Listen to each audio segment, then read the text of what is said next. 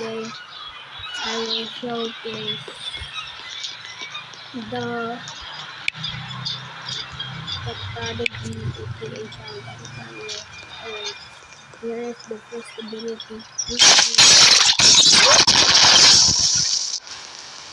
is the minion that explodes when it reaches 7 max ability.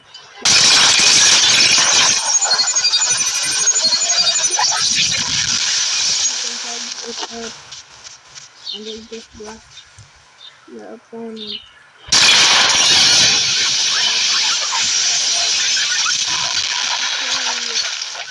Serenity here.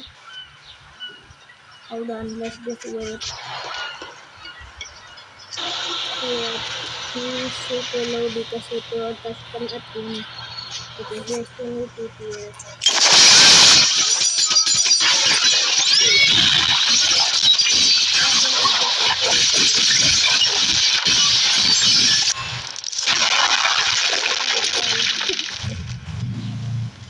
Alright, here is Twin Burst.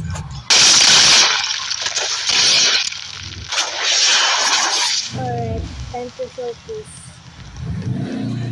the ultimate.